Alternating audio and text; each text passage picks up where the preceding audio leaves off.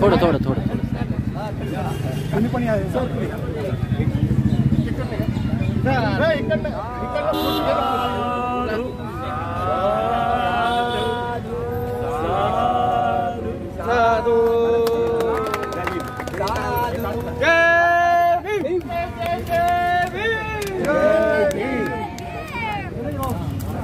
विश्वरत्न Bodhisattva doctor Babasaheb आंबेडकरांचा विश्वरत्न Bodhisattva doctor Babasaheb आंबेडकरांचा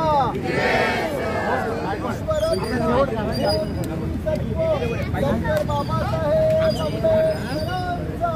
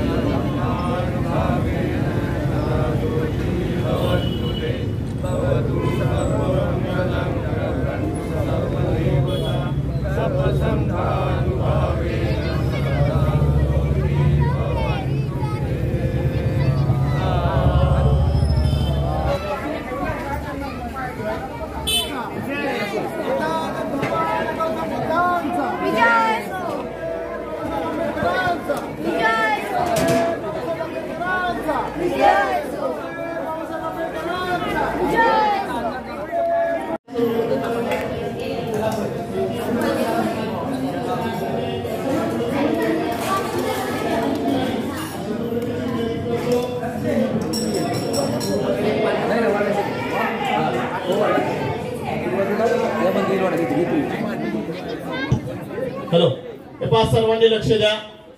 संपूर्ण विश्वाला सुख शांती तथा दुःखमुक्तीचा आर्य संदेश देणारे दुःखमुक्तीचे मार्गदाता दुःखमुक्त महामानव महाकारुणी तथागत भगवान सम्यक संबुद्ध भगवंताच्या शुद्ध प्रज्ञेतून निर्मिलेला सद्धम्म आणि त्याच सद्धम्माचा गेल्या 2500 वर्षांपासून सातत्याने प्रचार आणि प्रसार करणारा पूजनीय भिक्खू संघ ज्यांच्या अनमोल आणि असीम त्याग प्रभावामुळे आपल्याला हा बुद्ध धम्म लाभला ते भारतीय घटनेचे शिल्पकार महामानव डॉक्टर बाबासाहेब आंबेडकर व परिवर्तनवादी चळवळीमध्ये ज्या ज्या महापुरुषांनी महामातांनी आपला ध्येय जिजवला या सर्व ज्ञात अज्ञात महापुरुषांच्या महामातांच्या विचारांना विनम्र भावे वंदन करून आज या ठिकाणी भारतीय बौद्ध महासभा पुणे या धार्मिक संस्थेच्या वतीने त्याचप्रमाणे तक्षशिला बुद्धविहार यांच्या वतीने पूजनीय भंते ज्ञानज्योती महाथेरो यांचा पायी पदयात्रा महाड ते भीमा कोरेगाव या पायी पदयात्रेचं खऱ्या अर्थाने त्यांचं स्वागत करण्यासाठी या ठिकाणी श्रद्धावान सर्वच आमच्या संस्थेचे उपासक उपासिका विहाराचे सर्व श्रद्धावान उपासक उपासिका यांनी खऱ्या अर्थाने स्वागताचा कार्यक्रम आणि त्याचप्रमाणे पूजनीय भंतेंचा या ठिकाणी धम्मदेसनेचा कार्यक्रम संपन्न होत असताना आजच्या या धार्मिक कार्यक्रमाच्या सन्माननीय अध्यक्षस्थान भारतीय बौद्ध महासभा पुणे या धार्मिक संस्थेचे विश्वस्त अध्यक्ष आदरणीय के.बी. मोडधरे सर यांनी स्वीकारावा अशी मी त्यांना विनंती करतो. आता जे अध्यक्षपदाची सूचना आहे त्यांना आपण सर्वांच्या वतीने अनुमोदन देतो.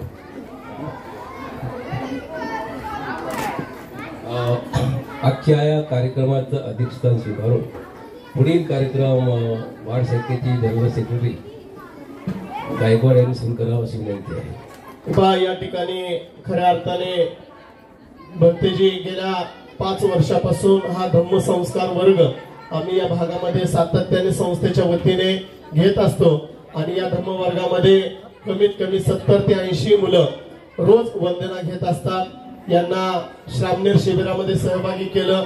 संस्थेच्या माध्यमातून अनेक अनायारिका माता झाल्या, अनेक श्रामणेर झाले आणि या दृष्टिकोनातून या मुलांना गोडी लागावी म्हणून रोज बाबासाहेबांचं खऱ्या अर्थाने या पुणे शहराला स्पर्श झालेला आहे आणि त्या स्पर्शाच्या माध्यमातून लेण्या असतील, बाबासाहेबांचं घर असेल किंवा बाबासाहेबांचं सिम्बॉसिस कॉलेज मधले जे काही साधन सामुग्री असतील ते सर्व पाहण्यासाठी मुलांना वेगवेगळ्या आयडिओलॉजी वापरून या धम्माकडे वळून घेऊन जाण्याचा खऱ्या अर्थाने आदरणीय मोडधरे सर यांच्या माध्यमातून आम्ही काम करत आहोत आणि याच माध्यमातून कळत न कळत तुमच्यापर्यंत हा मेसेज गेला आणि तुम्ही आम्हाला या ठिकाणी आलात आणि उत्कृत करण्यासाठी उपस्थित झालात त्याबद्दल सर्वप्रथम मी संस्थेच्या वतीने तुमचं मनपूर्वक सहर्ष असं स्वागत करतो आणि मी आजच्या कार्यक्रमाचे स्वागत अध्यक्ष आदरणीय बाबासाहेब सोनवणे यांच्या माध्यमातून मी या सर्व श्रद्धावान आमच्या उपासिका यांना विनंती करतो की आपण पूजनीय भंतेजी यांना याचना द्यावी, तदनंतर हा धार्मिक कार्यक्रम सुरुवात होईल.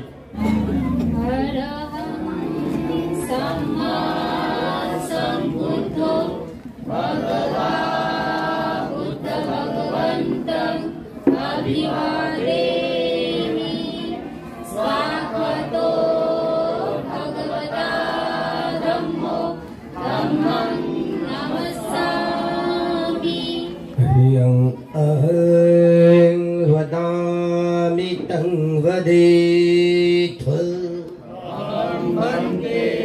अहं बनते नाही, अहं बनते म्हणजे मी बनते असं होतं.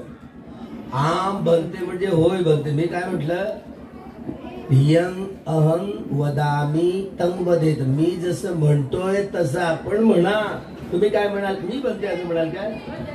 आम बनते होय बनते असं म्हणाल. अहम बनते ना, आम बनते. आम बनते म्हणजे होय बनते.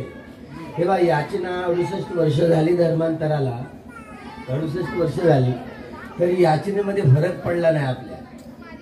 एक उपासक किंवा एक उपासिका असली, एक भिक्षू असले तर याचना अशी केली जाते, तुम्ही जशी केलात तशी. एक भिक्षू तुमच्या समोर आहे आणि एका भिक्षूला एक उपासक किंवा एक उपासिका जेव्हा याचना करते तेव्हा आपण जसं म्हटलं ना तशी याचना केली जाते. ओकाश वंदामि भन्ते द्वारतयेन मया कत्तं सब अपराधं खमत हमे भन्ते. ही एक वचनी आहे. ही याचना एक व्यक्ती एका भिक्षूला याचना करते, ती एक वचनी झाली. तुम्ही बहुसंख्य उपासक उपासिका आहात ना, तो ओकाश मय्यं भन्ते. मय्यं म्हणजे आम्ही. ओकाश मय्यं भन्ते. संघ बसलेला आहे तेव्हा संघाला याचना केली जाते. जेव्हा संघ बसलेला असेल तर मय्यं भन्ते. ओकाश मय्यं भन्ते संघो. बघा, संघ जेव्हा मंचावर बसलेला असतो तेव्हा संघाला 3 शरण आणि 5 शील ग्रहण करण्याची याचना आहे ना, ती एक टेप करून ठेवा, लिहून ठेवा, म्हणजे तुम्ही विसरणार नाही पुढे. कारण 68 वर्ष झाले हे रडगाणं आपण गात आहोत. म्हणजे एक वचन बहुवचन यामधला फरक समजत नाही. आता पाठांतर होऊन गेलं तर हीच आपण रीत लावत आहेत, पण हे एक वचनी बहुसंख्य बहुवचनी पालीचे जे जाणकार असतात ना ते आपल्याला हसतील. असं होता कामा नये. म्हणजे परफेक्शन एक एक धम्मस्कंद स्वतःमध्ये एवढा परिपूर्ण आणि परिशुद्ध आहे.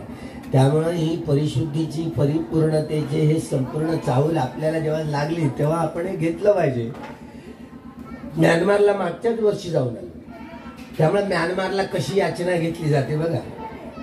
3 शरण आणि 5 शील ग्रहण करण्याविषयीची जी याचना आहे त्याची उद्देश पत्रिका काय आहे, काय उद्देश आहे तुमचा, काय कळला का?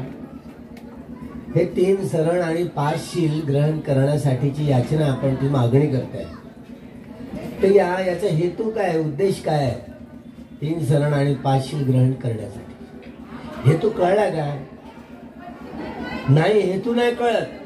केवळ 3 शरण आणि 5 शील ग्रहण करण्यासाठीची याचना केली जाते, पण याचा हेतू ग्रहण करण्यामधनं व्यक्त होत नाही. म्यानमार मध्ये कशी केली जाते माहिती आहे बघा. संघ जेव्हा मंचावर असतो, बहुसंख्य उपासक उपासिका याचना करतात, तेव्हा काया वाचा मनाने आमच्याकडनं काही दोष घडले असतील तर आम्हाला क्षमा करावी, आम्हाला क्षमा करावी असं आपण म्हणतो ना. क्षमा याचना, क्षमा क्षमा हा पाली शब्द आहे, आपण क्षमा याचना म्हणतो. क्षमा याचना ही पहिल्यांदा 3दा क्षमा याचना केली जाते, क्षमा याचना केली जाते. आपण बहुसंख्य उपासक उपासिका ज्यावेळेला आहोत तेव्हा आम्ही म्हणावी लागते. ओकास अहंग म्हणते नाही, ओकास मय्यं भन्ते संघो. बघा, ओकास मय्यं भन्ते संघो द्वारतयेन मय्यं कत्तं सब्बं अपराधं खमथ नो भन्ते संगो। एक वचनी आहे तर खमथ मे भन्ते संगो, खमथ नो भन्ते संगो। द्वितीयंपि ओकास मय्यं भन्ते संघो द्वारत्तयेन मय्यं कत्तं सब अपराधं खमथनो भन्ते संगो। तृतीयंपि ओकास मय्यं भन्ते संघो द्वारत्तयेन मय्यं कत्तं सब अपराधं खमथनो भन्ते संगो। ही क्षमा याचना झाली। ही क्षमा याचना 3 शरण आणि 5 शिलाची ही जी मागणी करतो आपण, याचना करतोय, तेव्हा ही अशी केली जाते बघा। लक्षात ठेवा, टेप करून ठेवा, विसरायचं नाही, लिहून ठेवा। मय्यं भन्ते संघो, मय्यं म्हणजे आम्ही, बहुसंख्य आहात ना, एक वचन आहे मय्यं, आम्ही। मय्यं भन्ते संघो, आम्ही भन्ते संघांना, भिक्खू संघांना, भन्ते संघांना याचना करतो। मय्यं भन्ते संघो पा संसारवट्ट दुःख तो मोचनार्थाय, पा शब्द लिहा बरोबर, संसारवट्ट दुःख तो मोचनार्थाय इमं तिसरणेन सद्धिं पंचशीलं धम्मं याच्या म अनुग्रहं कत्वा शीलं देथ नो भन्ते संघो। बघा पुन्हा बघा, द्वितीयंपि मय्यं भन्ते संघो संसारवट्ट दुःख तो मोचनार्थाय निब्बाण सच्चीकरणार्थाय इमं तिसरणेन सद्धिं पंचशीलं धम्मं याच्या म अनुग्रहं कत्वा शीलं देथ नो भन्ते संघो। तृतीयंपि मय्यं भन्ते संघो संसारवट्ठ दुःख तो मोचनार्थाय निब्बाण सच्चीकरणार्थाय इमं तिसरणेन सद्धिं पंचशीलं धम्मं याच्या म अनुग्रहं कत्वा शीलं देथ नो भन्ते संघो। ही तृतीयंपी बघा, अशा रीतीने ही बहुवचनी ही व्याख्या, बहुवचन अनेक उपासक उपासिका जेव्हा भिक्खू संघाला याचना करतात तेव्हा अशा प्रकारची याचना करावी। ही पाली भाषेतल्या धम्म पटिसंबिद्धा, अत्तप पटिसंबिद्धा, निरुत्ती पटिसंबिद्धा, पठिबाण पटिसंबिद्धा या आधारावर एक इकडलं तिकडलं काना उकार वेलांटी इकडलं तिकडलं फरक पडायला नको, नाहीतर मग पालीचे जाणकार लोक हसत राहतात, आपल्यालाच कळत नाही, आपल्याला भान नाही राहत, होश राहत नाही। त्यामुळे एक एक बोलताना काया वाचा मनाने कर्म करताना या गाथा बोलताना देखील या स्पष्ट उच्चारण असायला हवं। स्पष्ट उच्चारण जसं असतं तसं, थोडा उच्चारणामध्ये फरक पडला ती गडबड होते। त्यामुळे एक एक धम्मस्कंद स्वतःमध्ये एवढा परिपूर्ण परिशुद्ध आहे, तथागताने तुमच्या आमच्यासाठी जोडतोड करण्यासाठी काही शिल्लक ठेवलेलं नाहीये। परिपूर्ण परिशुद्ध सद्धम्मातली ही परिपूर्णता आणि परिशुद्धता हे सद्धम्मातलं सौंदर्य होय। सौंदर्य शास्त्राच्या गप्पा पुण्यातल्या खूप शेंडीवाल्यांनी खूप चालवल्या सौंदर्य शास्त्राच्या। सौंदर्य शास्त्राची चटणी आणि भाकरी त्यांना काहीच नाही कळत बरं का, काहीच नाही कळत। केशवसुतांपासून कर्व्यांपर्यंत हे मराठी साहित्याचं सौंदर्य म्हणतो ना, हे लोकीय सौंदर्य आणि लोकोत्तर सौंदर्यांची परिपाठी परिभाषा जी अगोदर भगवान बुद्धांना त्या कालखंडामध्ये आजही पाली भाषेतलं जे साहित्य आहे ना, कच्छायन व्याकरण, मोगलान व्याकरण, शब्दनीती व्याकरण आपण वारंवार या लहान लहान मुलांपासून चाळून घ्यायचं, वाचून घ्यायचं, आपणही वाचायचं, जेणेकरून आपण ही प्रॅक्टिस करताना अ आ इ ई उ ऊ ए ए इथपासून सुरू करायचं। एक एक उच्चारण एवढं शुद्ध असलं पाहिजे। शुद्धी परिशुद्धी आणि विशुद्धी, शुद्धशील, शुद्धशील, परिशुद्धशील, विशुद्धशील, शुद्ध समाधी, परिशुद्ध समाधी आणि विशुद्ध समाधी, शुद्ध प्रज्ञा, परिशुद्ध प्रज्ञा आणि विशुद्ध प्रज्ञा. काय शुद्धीची प्रक्रिया ही अनित्य बोधाच्या आधारावर, दुःख बोधाच्या आधारावर, अनंत बोधाच्या आधारावर शुद्धी, परिशुद्धी आणि विशुद्धीची प्रक्रिया पूर्णपणे तेव्हा ही परिपूर्णता आणि परिशुद्धता ही स्थापित होते. ही प्रक्रिया आहे. त्यामुळे ही प्रत्येक विहाराच्या बालमनापासूनच ही समजावून घेतली तर हे आपलीच मुलं आपल्याला शिकवतील. आता दुसऱ्याला काय बोलू, मी पक्का मागासलेला होतो, दुसऱ्याला काय बोलून लाव. मी भिक्षू होईपर्यंत मला जे जाणीव नाही तर तुमची केवढे हाल असतील बघा. धम्माच्या क्षेत्रात 68 वर्ष झाली आम्ही तसेच मागासलेले आहोत. आता काय तुमच्यावर दोषारोपण करायचं, आणि तुम्ही तसे ना आम्ही तसे. कारण म्हणून हा अभ्यास परिपूर्णता, परिशुद्धता करण्याची ही जी चेतना आहेत ना, ही भिक्षू संघामध्ये निर्माण झाली नाही. ट्रेनिंग सेंटर नव्हते, त्यामुळे ही हालत आपली आहे. त्यामुळे विदेशातले भिक्षू संघ भारतातल्या भिक्षूंना मान देत नाही, सन्मान देत नाही. हे असेच आहेत. खरं तर हे भगवान बुद्धांचा सद्धम इथूनच गेलाय की नाही. भगवान बुद्धांनी 14 प्रकारच्या हातोट्यातनं हा सद्धम्म सुआख्यात केलेला आहे.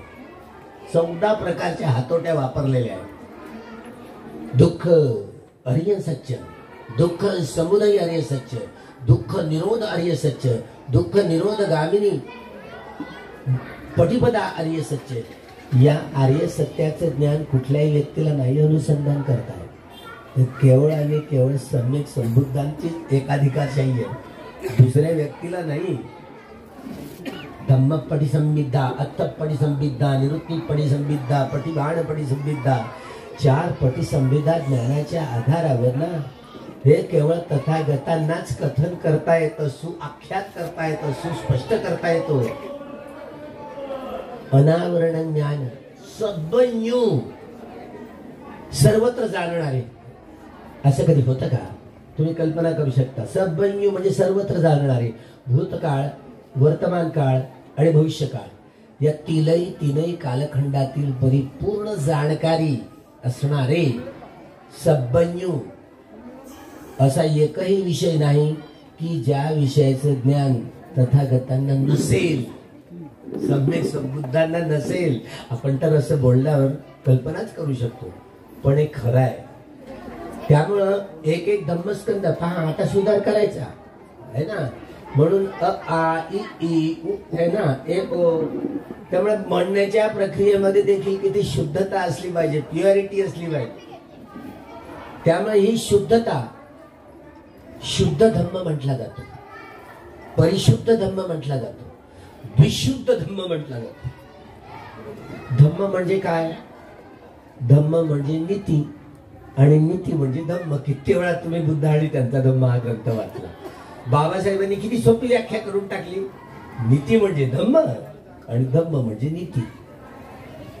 बघा, नीतिमान व्यक्ती असावा आहे ना, जो शील संपन्न, समाधी संपन्न, प्रज्ञेनं संपन्न असावा. नीतिमान व्यक्ती निर्माण व्हावा म्हणजे माणूस निर्माण व्हावा. जरी आम्ही माणसं म्हणून, मनुष्य म्हणून जन्म घेतला असला तरी माणसासारखं नाही वागत, नाही जगत. हे जगण्याचं साधर्म्य, माणसाला जगण्याचं साधर्म्य हे बुद्धाच्या बोधी ज्ञानापासून शिकता येतं. ते आचरण करता आलं तर वागता येतं, आचरण करता आलं नाही तर नाही वागणं होत. आपण आपल्या स्वभावाचे बळी आहोत, गुलाम आहोत. आपला दृष्टिकोन आपल्या स्वभावानुसार व्यक्त होत असतो आपल्या व्यवहारात ना. तुम्ही कोणत्या स्वभावाचे आहेत? तुम्हाला तुमचा स्वभाव तरी माहिती पडलेला आहे का? आम्ही 390 प्रकारच्या स्वभावाची माणसं. पुग्गलपय्यती हा अभिधम्मातला भाग. मागच्या वर्षी मी जाऊन आलोय म्यानमारला. त्रिपिटकाच्या घरामध्ये, जिथे त्रिपिटकाच्या घरामध्ये 21,000 धम्मस्कंद, ही सुप्त पिटकातली, 21,000 धम्मस्कंद विनय पिटकातली आणि 42,000 धम्मस्कंद ही अभिधम्म पिटकातली. बाहेर निघावंसं वाटत नाही वाटत. भगवंतांची ही वाणी, भगवंतांची जी देसना म्हणतो, त्यांच्या वाणीतनं 82,000 धम्मस्कंद प्रसवले. 2,000 धम्मस्कंद बुद्ध धम्म संघांच्या गुणांची परिपूर्णता स्पष्ट करण्यासाठी अरहंत भिक्षूंनी 2,000 धम्मस्कंद कथन केले. एकेका धम्मस्कंदावर एक प्रवचन आहे. एकूण 84,000 धम्मस्कंदावर 84,000 धम्म प्रवचन आहेत. भगवंताचा हा सद्धम्माचा साठा 84,000 धम्मस्कंदांमध्ये साठवलेला आहे. ही परिपूर्णता, परिशुद्धता. 14 ऑक्टोबर डॉक्टर बाबासाहेब आंबेडकरांनी 1956ला ही धम्म दीक्षा दिली, धम्मक्रांती घडवून आणली. तरी धम्म साहित्याचं सौंदर्य शास्त्र आपल्याला कथन करता आलेलं नाही. केशव मेश्रामांपासून दया पवारापर्यंत, गंगाधर पाणतावण्यापासून लोखंड्यांपर्यंत, स्वतः नामदेव ढसाळांपासून ते डॉक्टर यशवंत मनोहरांपर्यंत एवढे आपले कवी मित्र झाले, साहित्यिक झाले, तरी मात्र अजूनही धम्म साहित्याचं सौंदर्य प्रक्षेपित करता आलेलं नाही. कारण काय? भगवंताचा सैद्धांतिक आणि व्यावहारिक पक्ष आपल्याला समजला नाही. 68 वर्ष झाली. बाकीच्यांचं काय? मी नाशकात होतो. डॉक्टर रावसाहेब कशबेंनी आंबेडकरवाद एवढी पुस्तिका, त्याचे स्क्रिप्ट पाठवली, त्याच्यावर काही भाष्य करण्याची.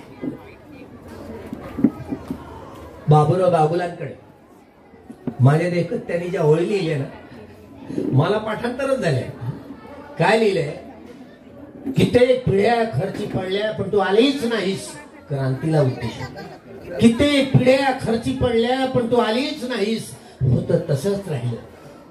मला माहिती आहे या देवदेवतांच्या देशात चारवा चिरडला गेला आणि बुद्ध अवतार झाला. तशी तू होऊ नयेस म्हणून वाटल्यास लवकर येऊ नकोस. याची असेल तेव्हाच ये, पण येताना निदान डॉक्टर बाबासाहेब आंबेडकरांची जळजळ तरी असू दे, जळजळ तरी असू दे, जळजळ तरी असू दे. जो आक्रोश बाबूराव बागुलांनी व्यक्त केलाय, क्रांतीची भरी भाषा कार्ल मार्क्सला, लेनिनला, माओला नाही कळली.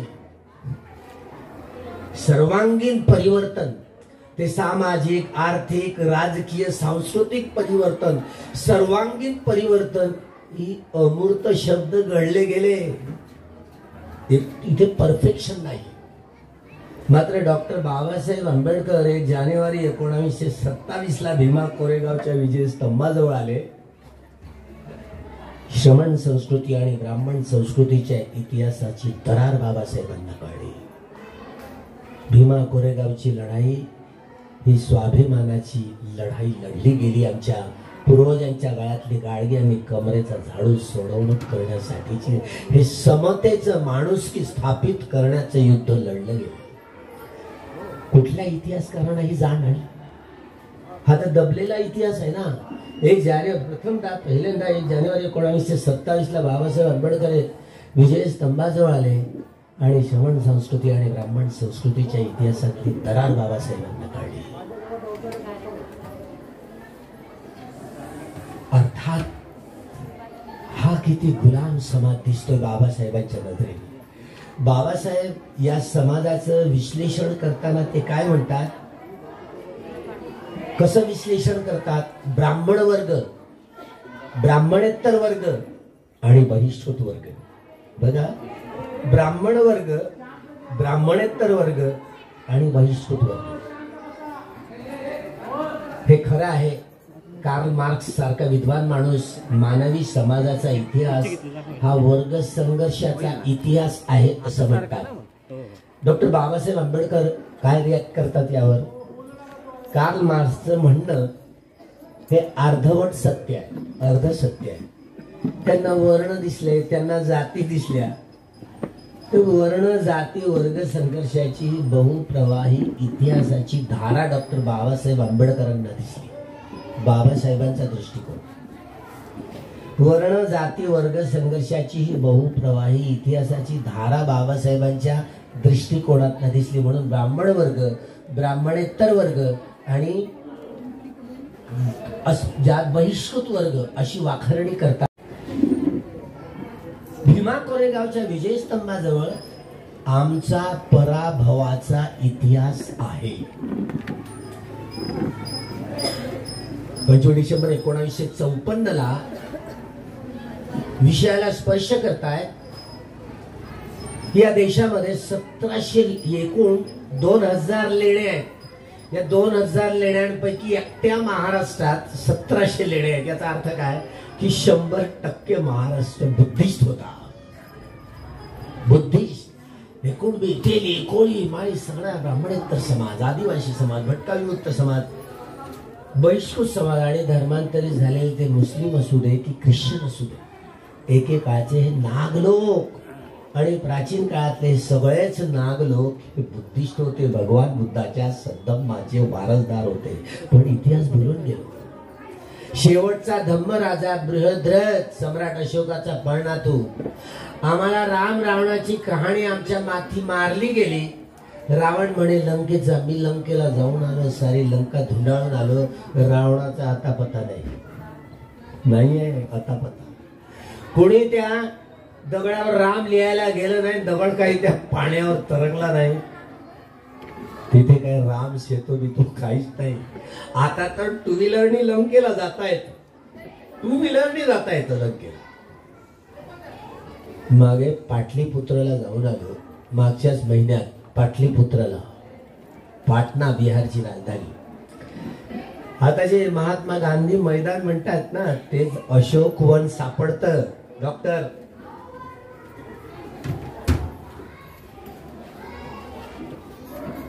रामप्रसाद शिव जे सासारामला प्रोफेसर आहेत, डॉक्टरेट आहेत, भरपूर पुस्तकं, भाषा विज्ञ आहेत. ते सगळ्या भाषेची जननी पाली प्राकृत आहे सिद्ध करण्यात खूप पुरावे त्यांच्याकडे आहेत. मोहेंजोदडो आणि हरप्पाला गेल्यानंतर जे आपला तो सांड दिसतो, स्तंभ दिसतो, स्तंभावरचा सिंह दिसतो, जी अक्षर दिसतात ही पाली प्राकृत भाषेची ही मूळ लिपी आहे. सम्राट अशोकाच्या कालखंडात जेव्हा राजाश्रय मिळाला, मागेच आंध्र प्रदेशाची राजधानी अमरावती, अमरावतीत जे संशोधन झालं सेम तसाच सांड बघा, तसा स्तंभावरचा शिव बघा, तशीच अक्षर बघा. जी मूळ लिपी आहे पाली प्राकृतची, ती मूळ लिपीच्या आधारावर सम्राट अशोककालीन आपल्याला धम्मलिपी दिसते. सगळे ब्राह्मणवादी सांगतायत आम्हाला की सगळ्या भाषेची जननी संस्कृत आहे म्हणून. संस्कृत भाषेला लिपीच नाही हो.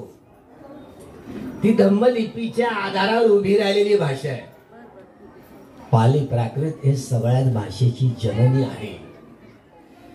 आणि धम्मलिपीतली जिथे तुम्ही खोदाल ना तर इतिहास हा बुद्धापासूनच सुरू होतो.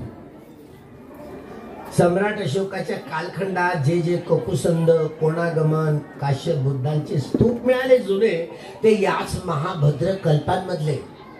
या महाभद्र मोहेंजोदडो आणि हरप्पा, तिथे जर आपण गेलो ना मोहेंजोदडो हरप्पा, तिथे जे टिले दिसतात ते कोणागमन, ककुसंद, काश्यप बुद्धांचे आहेत. वैदिक संस्कृतीचं काहीच देणं घेणं नाही, तिथं काहीच अस्तित्व नाही. जिथे 7 बाई 12च्या कुठे भिक्षूंच्या मिळतात, विहिरी मिळतात.